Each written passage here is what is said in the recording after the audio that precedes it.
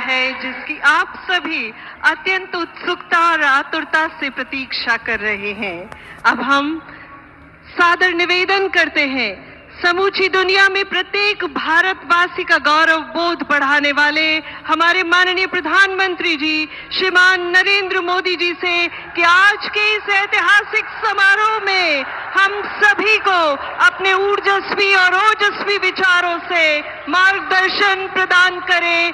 माननीय प्रधानमंत्री श्रीमान नरेंद्र मोदी जी।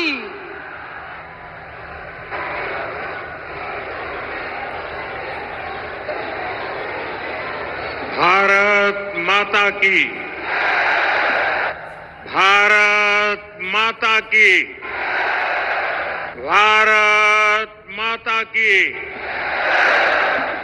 थाने सगळाने राम राम।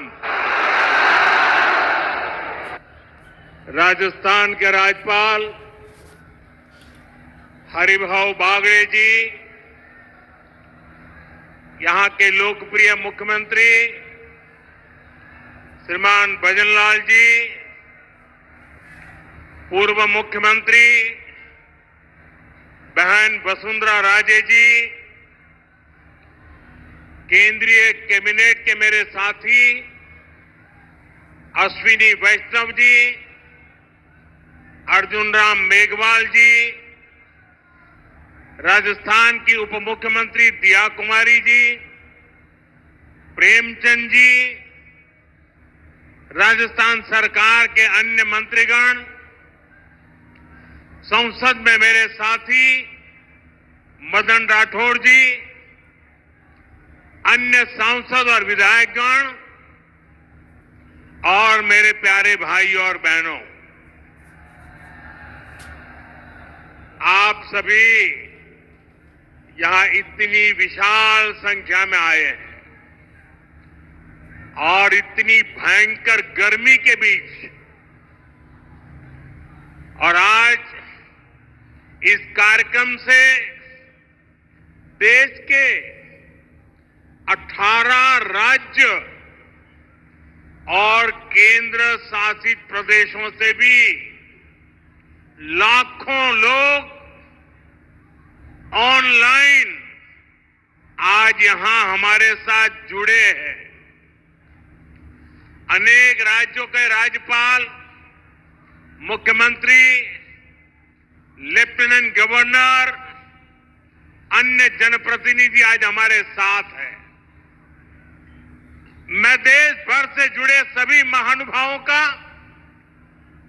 जनता जनार्दन का अभिनंदन करता हूं। भाई और बहनों, मैं यहां पर करणी माता का आशीर्वाद लेकर आपके बीच आया हूं। करणी माता के आशीर्वाद से विकसित भारत बनाने का हमारा संकल्प और मजबूत हो रहा है। थोड़ी देर पहले विकास से जुड़ी 26,000 करोड़ रुपए की परियोजनाओं का यहां शिलान्यास और लोकार्पण हुआ है। मैं इन परियोजनाओं के लिए देशवासियों को, राजस्थान के मेरे भाई बहनों को बहुत बहुत बधाई देता हूं। साथियों, विकसित भारत बनाने के लिए आज देश में आधुनिक इंफ्रास्ट्रक्चर बनाने का बहुत बड़ा महायज्ञ चल रहा है। हमारे देश की सड़कें आधुनिक हो, हमारे देश के एयरपोर्ट आधुनिक हो, हमारे यहां रेल और रेलवे स्टेशन आधुनिक हो, इसके लिए पिछले 11 साल में अभूतपूर्व गति से काम किया गया है। आप कल्पना कर सकते हैं इंफ्रास्ट्रक्चर के इन कामों पर देश पहले जितना पैसा खर्च करता था, आज उससे 6 गुना ज्यादा पैसा खर्च कर रहा है। 6 गुना ज्यादा। आज भारत में हो रहे इन विकास कार्यों को देखकर दुनिया भी हैरान है। आप उत्तर में जाएंगे तो चिनाब ब्रिज जैसा निर्माण देखकर लोग हैरान हैं। पूर्व की तरफ जाएंगे तो अरुणाचल की सेला टनल, असम का बोगीबिल ब्रिज आपका स्वागत करते हैं। पश्चिम भारत में आएंगे तो मुंबई में समंदर पर बना अटल सेतु नजर आएगा। सुदूर दक्षिण में देखेंगे तो पंबन ब्रिज मिलेगा, जो अपनी तरह का देश का पहला ब्रिज है। साथियों, आज भारत अपनी ट्रेनों के नेटवर्क को भी आधुनिक कर रहा है। ये वंदे भारत ट्रेनें, अमृत भारत ट्रेनें, नमो भारत ट्रेनें, ये देश की नई गति और नई प्रगति को दर्शाती है। अभी देश में करीब 70 रूट पर वंदे भारत ट्रेनें चल रही है। इससे दूर सुदूर के इलाकों में भी आधुनिक रेल पहुंची है। बीते 11 साल में सैकड़ों रोड ओवरब्रिज और रोड अंडरब्रिज का निर्माण किया गया है। 34,000 किलोमीटर से ज्यादा के नए रेल ट्रैक बिछाए गए हैं। अब ब्रॉडगेज लाइनों पर मानव रहित क्रॉसिंग, वो बात इतिहास बन चुकी है, खत्म हो चुकी है। हम मालगाड़ियों के लिए अलग से स्पेशल पटरियां, डेडिकेटेड फ्रेट कॉरिडोर का काम भी तेजी से पूरा कर रहे हैं।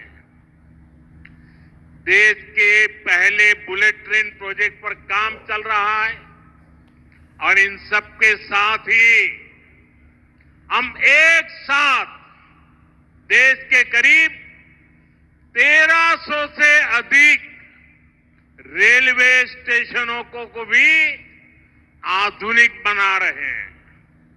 साथियों, आधुनिक हो रहे इन रेलवे स्टेशनों को देश ने अमृत भारत स्टेशन का नाम दिया है।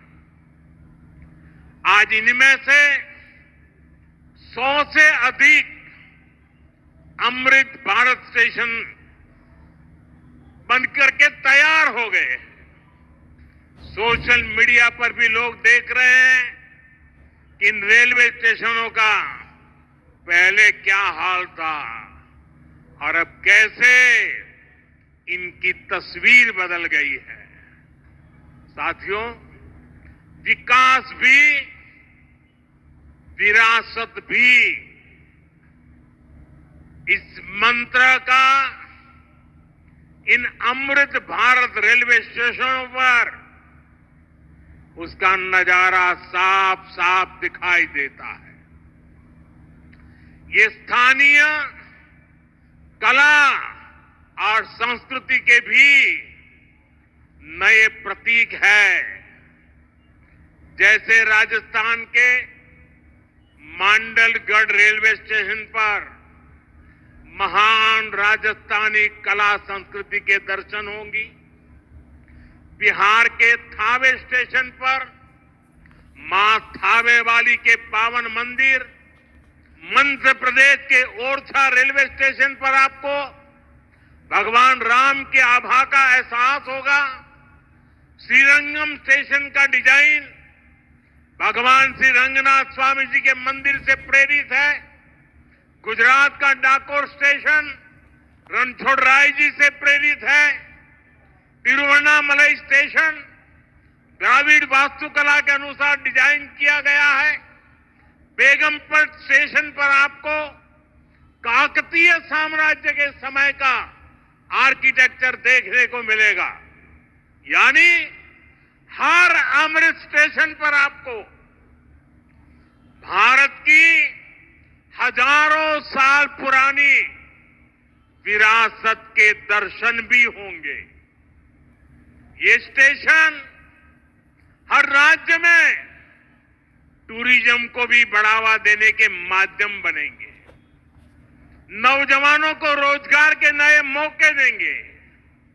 और मैं उन शहर के नागरिकों को रेलवे में यात्रा करने वाले पैसेंजर से प्रार्थना करूंगा, ये सारी संपत्ति के मालिक आप हैं। कभी भी वहां गंदगी न हो, इस संपत्ति का नुकसान न हो, क्योंकि आप उसके मालिक हैं। साथियों, इंफ्रास्ट्रक्चर बनाने के लिए जो पैसा सरकार खर्च करती है, वो रोजगार भी बनाता है, व्यापार कारोबार भी बढ़ाता है। जो हजारों करोड़ रुपए सरकार लगा रही है, ये पैसा मजदूर की जेब में जा रहा है, ये दुकानदार को मिल रहा है, दुकान और फैक्ट्री में काम करने वाले लोगों को मिल रहा है।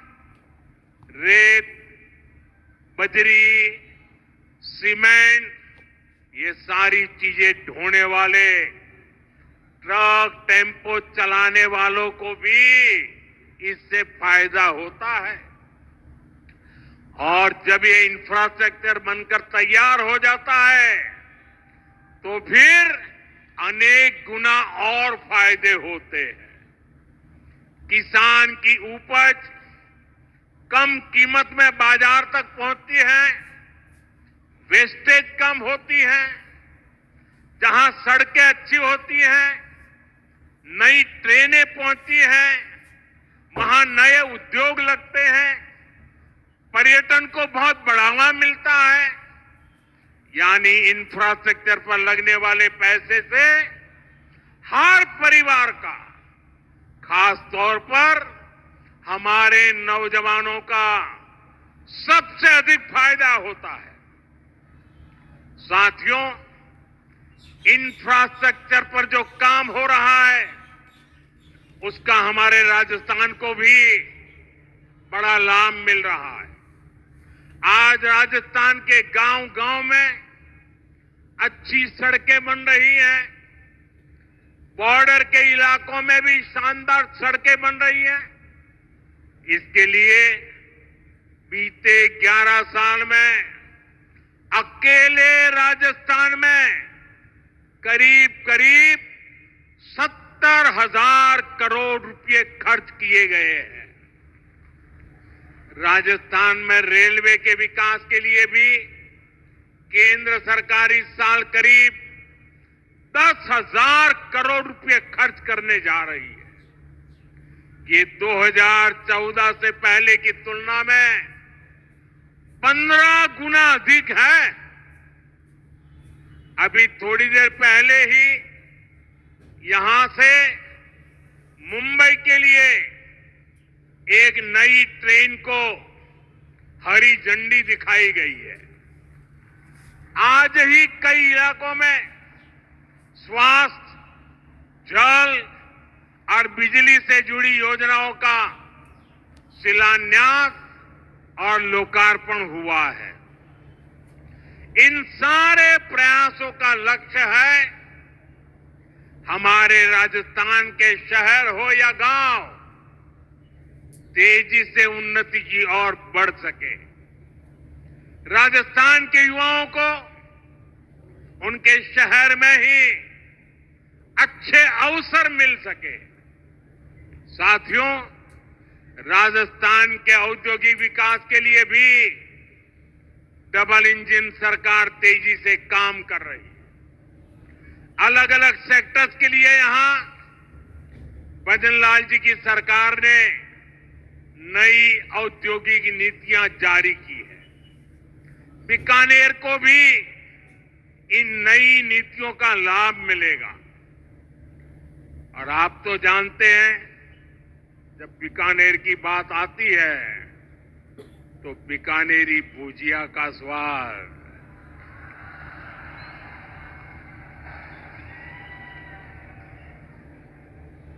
और बीकानेरी रसगुल्लों की मिठास,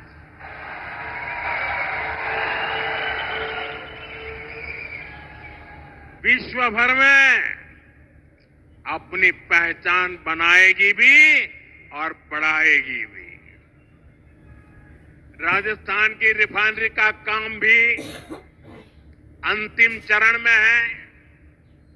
इससे राजस्थान पेट्रोलियम आधारित उद्योगों का प्रमुख हब बनेगा।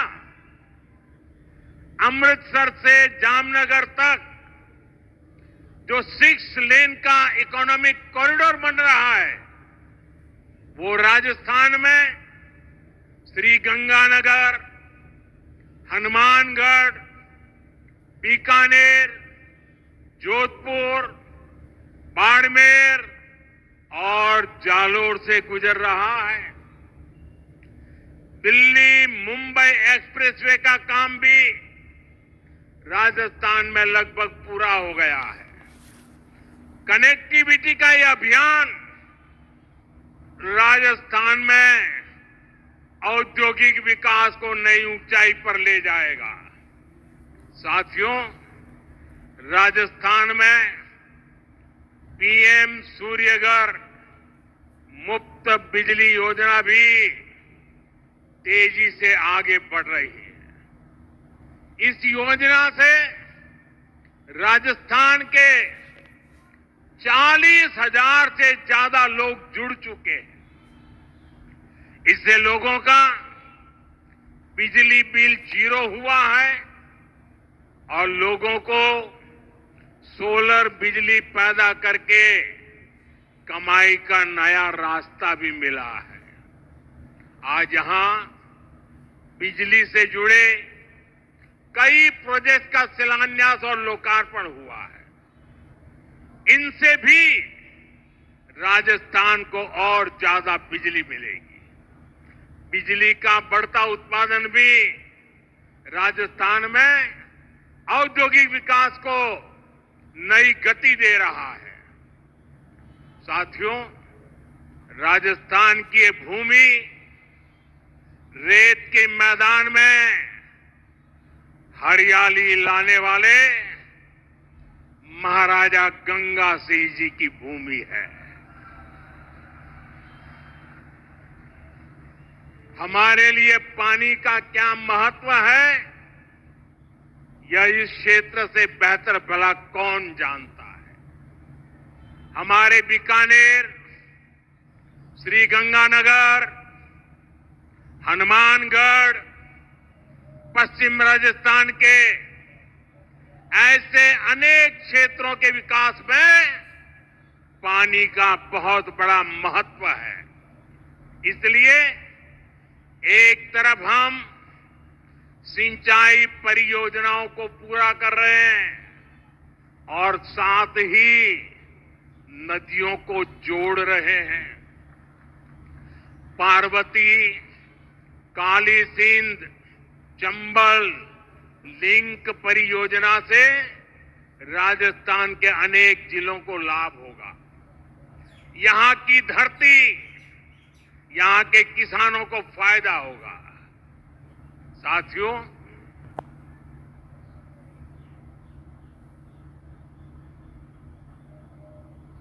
राजस्थान की ये वीर धरा हमें सिखाती है कि देश और देशवासियों से बड़ा कुछ नहीं। 22 अप्रैल को आतंकवादियों ने धर्म पूछकर हमारी बहनों की मांग का सिंदूर उजाड़ दिया था।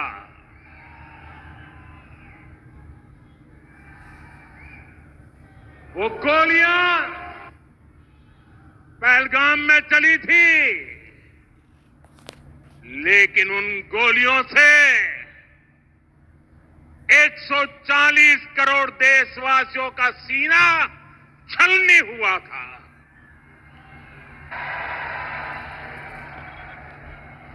इसके बाद हर देशवासी ने एकजुट होकर संकल्प लिया था कि आतंकवादियों को मिट्टी में मिला देंगे, उन्हें कल्पना से भी बड़ी सजा देंगे। आज आपके आशीर्वाद से, देश की सेना के शौर्य से हम सब उस प्रण पर खरे उतरे हैं। हमारी सरकार ने तीनों सेनाओं को खुली छूट दे दी थी।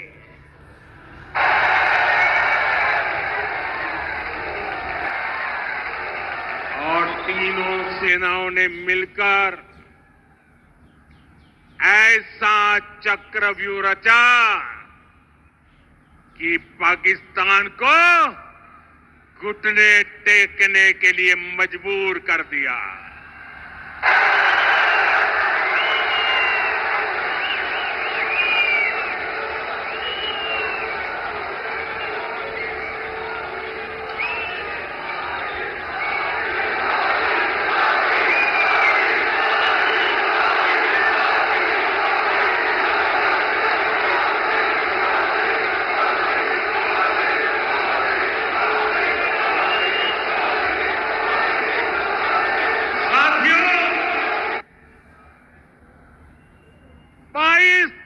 के हमले के जवाब में हमने 22 मिनट में आतंकियों के 9 सबसे बड़े ठिकाने तबाह कर दिए।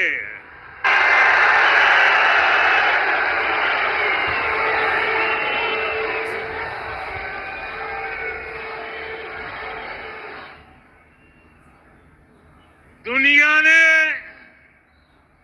और देश के दुश्मनों ने भी देख लिया कि जब सिंदूर बारूद बन जाता है तो नतीजा क्या होता है।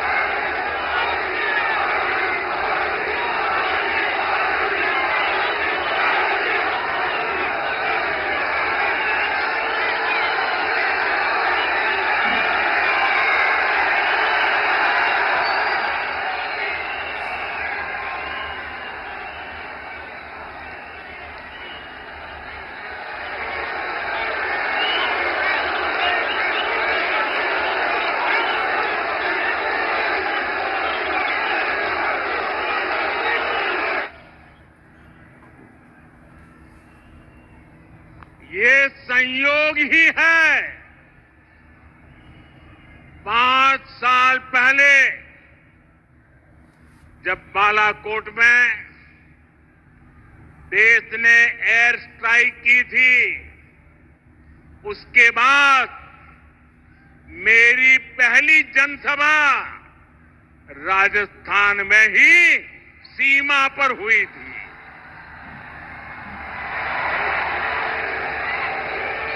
वीर भूमि का ही ये तप है कि ऐसा संयोग बन जाता है। अब इस बार जब ऑपरेशन सिंदूर हुआ तो उसके बाद मेरी पहली जनसभा फिर यहां वीरभूमि राजस्थान की सीमा पर बीकानेर में आप सभी के बीच हो रही है।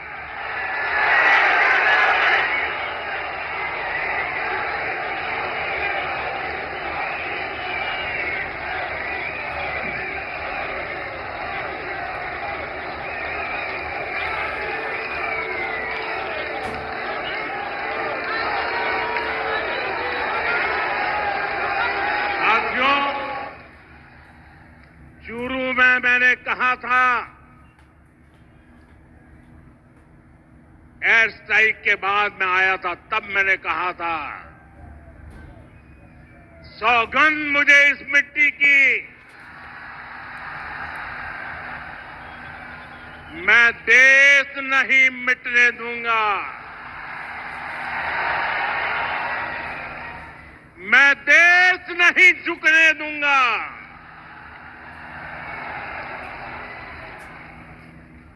आज मैं राजस्थान की धरती से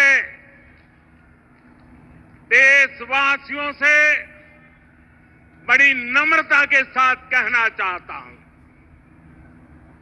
मैं देश के कोने कोने में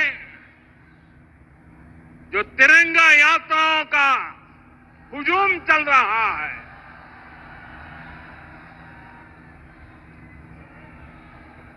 मैं देशवासियों से कहता हूं,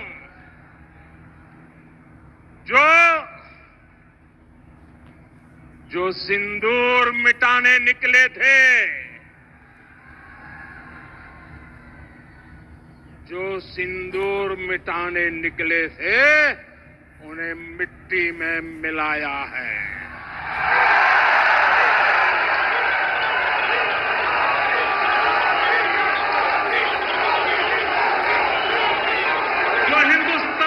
लहू बहाते थे, जो हिंदुस्तान का लहू बहाते थे, आज कतरे कतरे का हिसाब चुकाया है।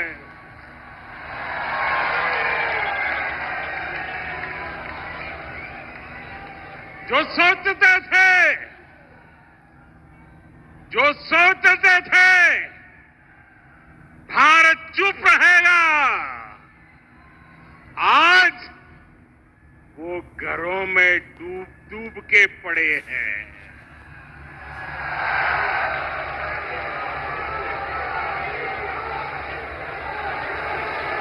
जो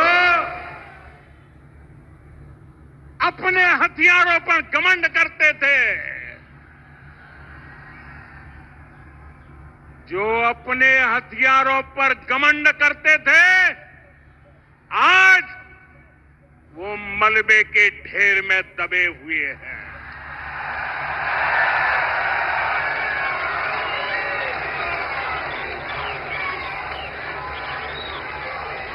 मेरे प्यारे देशवासियों, ये शोध प्रतिशोध का खेल नहीं, ये शोध प्रतिशोध का खेल नहीं, ये न्याय का नया स्वरूप है।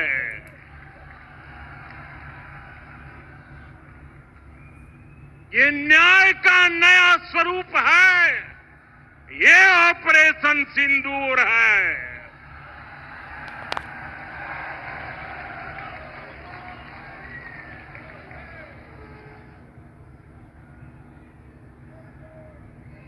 ये सिर्फ आक्रोश नहीं है, ये सिर्फ आक्रोश नहीं है, ये समर्थ भारत का रौद्र रूप है।